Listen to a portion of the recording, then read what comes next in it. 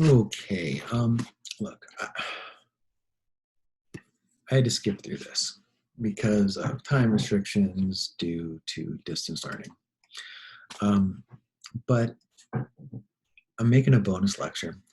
Bonus lecture? What? What? Okay. And I'm doing this because I don't know why. Because it's in the book and I didn't get to cover it. And I might do the same thing for a full lesson there in our next chapter that I might have to skip due to time concerns because of distance learning. Okay. We learned that in the late 1800s, one of the most important inventions of all time come out called the camera. And most of us, let me speak for myself. I am a camera addict. I have 1,000+ pictures on my phone, which now phones have cameras. When I was a kid, phones didn't have cameras. You had to have a camera. And I do have a camera and a phone. Well, your phone you didn't carry, it was just in your house. Speaking of second industrial revolution inventions. But yeah, they come out with a camera, and it really changes art forever because no longer is there a need to paint pictures of people so people remember what they look like, right? You know, our George Washingtons, Thomas Jeffersons, going back, famous kings and queens, King, Henry VIII or whoever, right? We know what they looked like through artists who painted their picture, and that's what we have of them. But the camera comes out and it changes that. The majority of pictures on my camera are of people. I know that some people might have more pictures of nature. I myself have more pictures of people. I guess I'm more into people than nature, but I love nature, and just, I don't know. I don't know why, but that's just the way I am. Look at your picture roll. What's most of your pictures of? Okay. But it changes art forever because there's just not a need to paint pictures that look perfectly realistic. I myself like those kind of pictures. And when I go to LACMA, I love the art that comes out of the period 1600 to 1850 before the camera. I just love that style of art myself. But as the camera takes over for more realistic looking pictures, art changes. And the first change that takes place is this art style called Impressionism. This is an 1872 painting by Claude Monet. I like Impressionism. I think it's really cool. It's kind of blurry. I would like to have Impressionist art in my house. I love Impressionism, in fact. I think it's really cool looking. Nice change. So we have our camera art. Now we have this new Impressionist art. But the changes don't stop there. And we have a new style of art that I was taught is called Expressionism art. This is a Van Gogh, and you can see it's no longer just blurry. It's also kind of trippy. I mean, the story goes, and I don't want to spend too much time on it, but I believe Van Gogh was he was kind of into hallucinogens. Okay, might explain his art. Still though, kind of cool looking. I have a Van Gogh.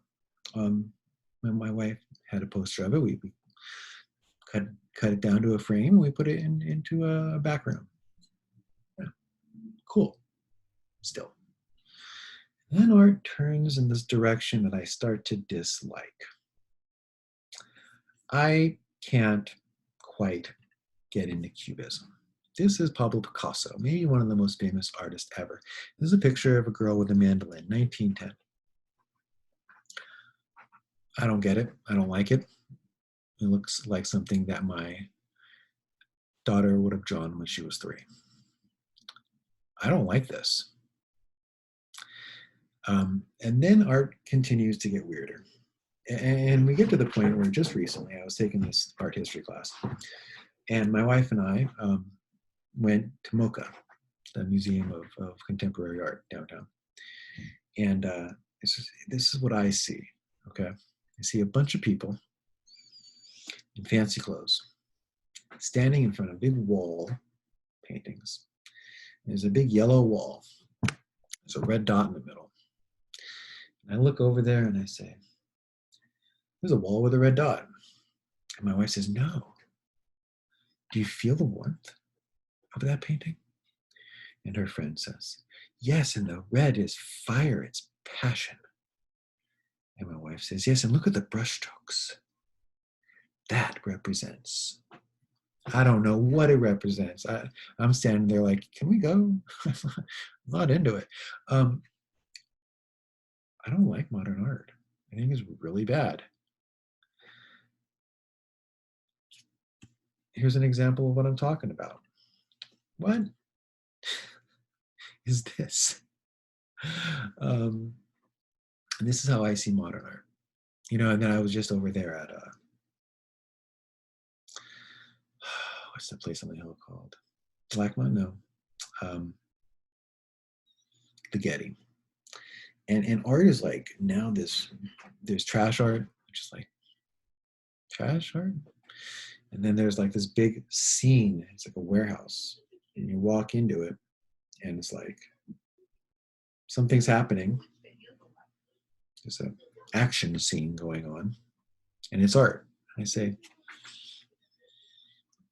is this art?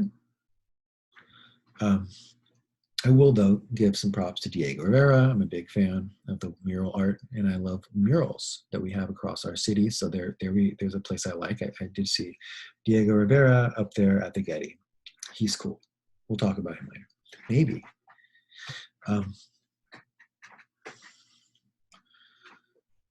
But there's one guy that comes in between the modern art of today and Cubism and such. His name is Salvatore Dolly. Okay, and he does this. This is where we pick up in our book. This kind of art is called Surrealism. It comes out after World War I. And I think this is really cool. He's the one artist that I've really been able to get into in this period of the mid-1900s. I'm not a Warhol fan, and Diego Rivera. He's very bright. I love the murals because I love the murals that we have in our city. We're a mural city. And remember when Kobe passed away? Love Kobe Bryant and Gianna. So sad. I shed a tear that day. And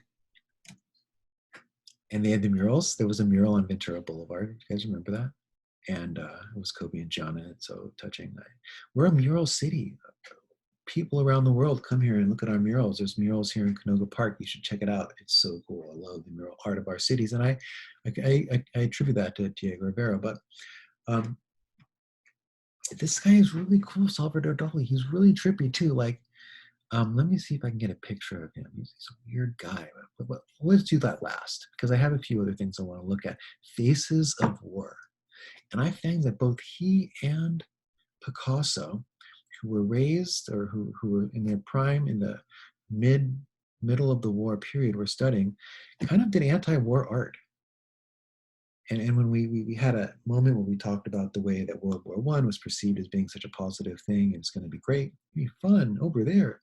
Then we said, Vietnam and our modern wars, artists oftentimes speak negatively of them. This looks to me like, it's called Faces of War. It looks to me like an anti-war piece.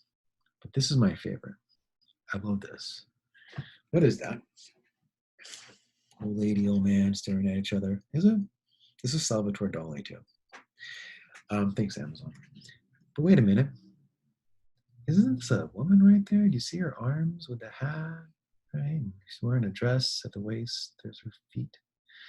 And then here's a man playing a guitar with his kind of hat. Legs. And then there's a door there. Is that a woman peeking out? Cool, right? I'm really into it. Salvatore Dolly was cool. And now what I'm going to do is I'm going to pause this and I'm going to find a picture of Dolly because he's a trippy dude. Yep, there he is. That's the guy. That's Salvatore Dolly. So art's gotten different. The camera changed art. And I know that today what you're saying is movies are art and music is art, maybe more similar to poetry. But photography, and yes, you're right. Okay. But painted art, painting, is taking a weird twist. But this guy right here, he was one of the last painters I really like. And the book points him out. So this is maybe why I decided to do this bonus lecture. You know what I have to say? Salvatore Dolly, you the man.